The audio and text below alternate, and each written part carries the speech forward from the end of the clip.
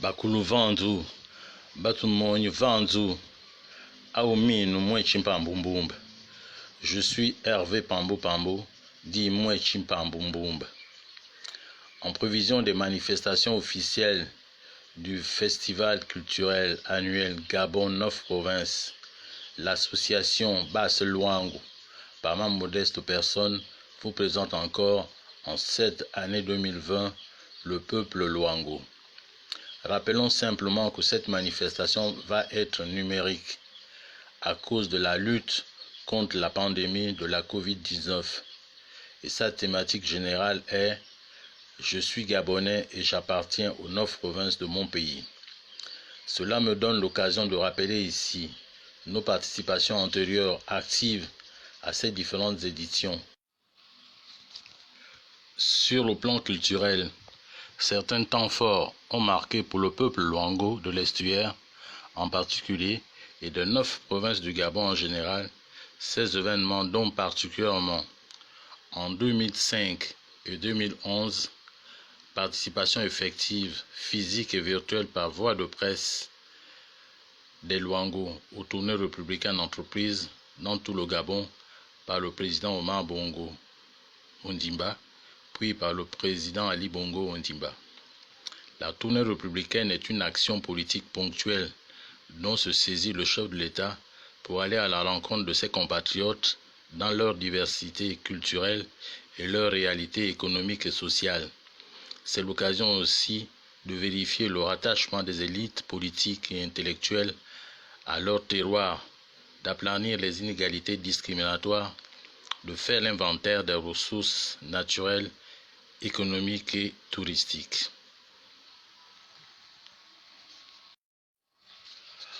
En 2008, réalisation d'un livret biographique, Mon petit site blanc, relatant la vie d'un notable Luango de l'estuaire. En 2010, réalisation d'une exposition par fresque géante lors de la 11e édition de la Fête des Cultures, marquant le 50e anniversaire de l'indépendance du Gabon. Cette exposition s'est poursuivie ensuite à Ovendo et à Mayumba pendant un mois. En 2016, présentation au Jardin botanique de Libreville du livre dont le titre est « Les Luango, le royaume de Luango et sa diaspora à l'heure des tiques ». Une œuvre littéraire à plusieurs facettes sur l'histoire des Luango de Libreville et du Gabon. En 2019, participation très active pendant 9 jours au boulevard Bessieux et dans les médias à la 3e édition de Gabon 9 provinces sur fond de remontada. Cette expérience inédite a donné lieu à la production d'un dépliant couleur en 4 pages A3. Il contient les réflexions très pertinentes des internautes sur les réseaux sociaux, des peuples Ekang et des peuples Luango représentés par une adversité factice mais réelle sur les faits, par la similitude de leurs particularités en tant que grand peuple du Nord pour l'un et grand peuple du Sud pour l'autre. Les conclusions contenues dans ce dépliant, projeté à 5000 exemplaires, ont été remises en son temps au ministre de la Culture. C'était là une contribution pédagogique indéniable qui devait compiler sur un petit format à coût modique, sinon gratuit, l'essentiel des préoccupations entre la promotion de nos cultures par l'histoire et la sociologie des peuples et l'utilisation rationnelle des TIC. Sur les plans des nouvelles technologies de l'information et de la communication, du numérique, de la digitalisation et des médias publics. En 2005, lancement à l'école publique de l'ASNI à Ovendo d'un projet très réussi sur le développement des TIC dans l'éducation. En 2010, création d'un concept, les réseaux sociaux à l'appui de l'émergence. En 2015, manifestation à Gabon Télévision et sur le net du 5e anniversaire du concept les réseaux sociaux en appui de l'émergence. De 2000 à 2020, promotion numérique et culturelle de l'identité et de la culture Luango sur tous les médias en ligne, Facebook, blog, WhatsApp, etc. D'accord. Ce matin, il faut qu'on édifie effectivement le peuple sur vos différentes activités. Que doit-on retenir d'entrée de jeu, déjà? Que je suis passionné déjà d'éthique, des techniques, des technologies de l'information et de la communication. Je suis auteur aussi, auteur. J'ai amené ici d'ailleurs 2 ouvrages, mais j'aurai l'occasion de revenir ici sur le plateau avec la thématique. La thématique, je crois, principale est, je crois, de relever le défi justement de la fracture numérique. Oui. Moi je dis qu'il n'y a pas que aujourd'hui, en face de la fracture numérique, nous avons aussi ce qu'on appellerait justement une fracture culturelle et générationnelle. C'est-à-dire que d'un côté, si on pense justement que ceux qui détiennent justement aujourd'hui ces moyens sur le net et tout, disons, peuvent se passer de ceux qui, de l'autre côté, ont une certaine expérience et tout ça, ils ont une certaine mémoire disons, à concéder, disons, à mettre en place aussi dans cet échange. Moi, je pense qu'il faut se pencher vraiment sérieusement sur ce problème-là. Parce que d'un côté, les autres, ils ont certainement ce savoir-faire. De l'autre côté, paradoxalement, on constate qu'il y a des bibliothèques qui continuent à brûler alors que ces moyens sont là. Donc, il faut forcément créer justement ce qu'on appelle une espèce de synergie justement entre les deux, qui permet en fait, disons, de favoriser justement disons, ce concept de fracture numérique, disons, face à la fracture culturelle et généalogique. Merci. Province de l'Estuaire, du G1, la capitale provinciale Libreville, son histoire revisitée par notre invité Hervé Pambo, plus connu sous le nom de Mouechi Pambou. Il est écrivain, merci d'accepter notre invitation. C'est moi qui vous remercie. Alors vous êtes allé à la genèse du peuple librevillois, si on va le dire ainsi, et il part des Luango. Il parle des Luango parce que nous sommes, disons, créateurs, disons parmi les créateurs justement de la ville de Libreville. Il est ici dans j'avais une veste tout à l'heure là. Il est dit que Libreville, en fait, je peux la réciter, Libreville fut créée en 1849 par les esclaves libérés des bateaux l'Elysia venant de la baie de Luango et généralement, en fait, disons, des villis, des villis qui ont été déposés ici. Aujourd'hui, cette communauté ou ce peuple Luango, où est-ce qu'il se retrouve? Dans quelle partie de Libreville on le retrouve? Du moins pour les autochtones. Il se retrouve, disons, mélangé, disons, aux habitants de Libreville, aux autochtones de Libreville. Sauf que nous n'avons pas suffisamment disons, valorisé cet acquis-là, celui de la... disons des débuts de la ville, parce qu'il faut quand même rappeler que Libreville prend, en fait, disons, la ville prend le nom de Libreville lorsque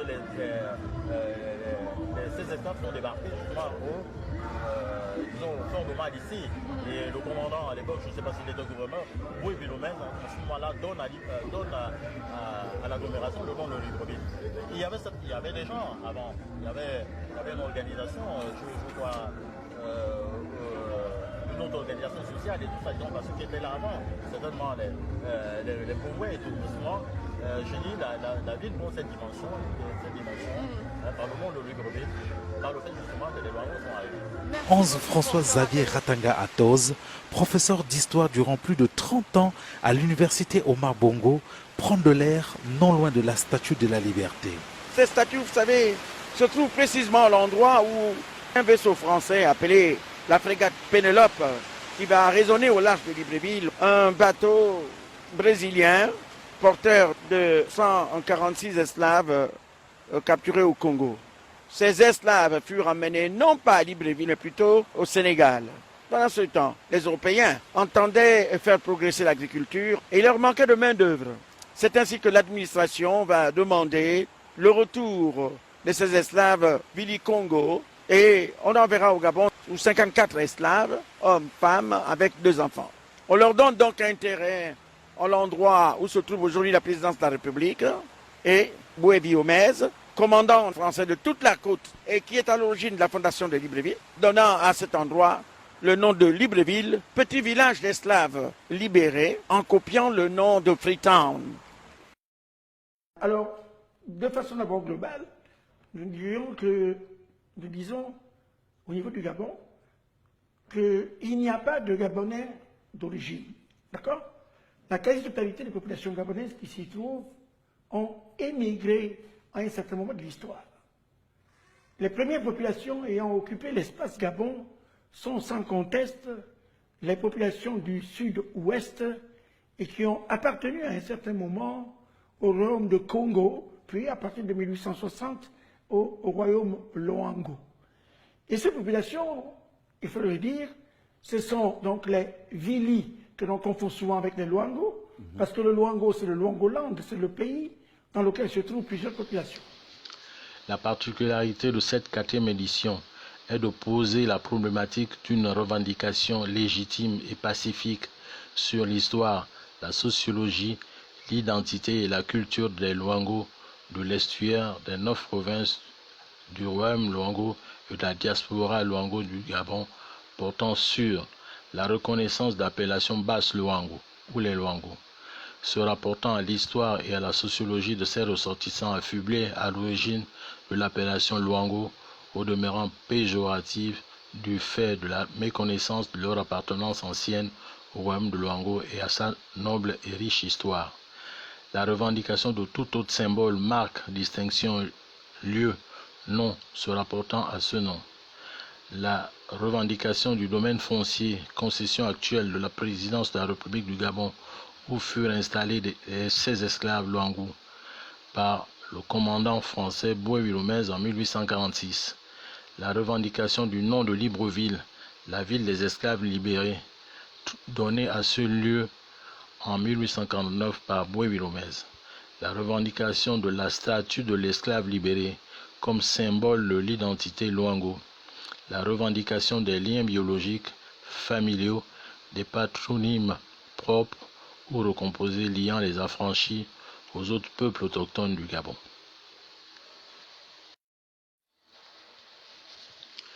Un peuple sans culture est un peuple qui se meurt. Je pense que ce qui nous donne ce sentiment d'appartenir aux 9 provinces, c'est la référence à une même histoire, celle du peuple au Congo, avec K. Nos bibliothèques n'en finissent pas de brûler sous nos yeux, alors que les moyens de pérennisation de ce patrimoine sont paradoxalement disponibles. La culture aujourd'hui doit s'arrimer au TIC afin de réduire la fracture numérique et générationnelle. Le peuple Luango doit être culturellement debout car d'autres actions pacifiques vont succéder à ce message.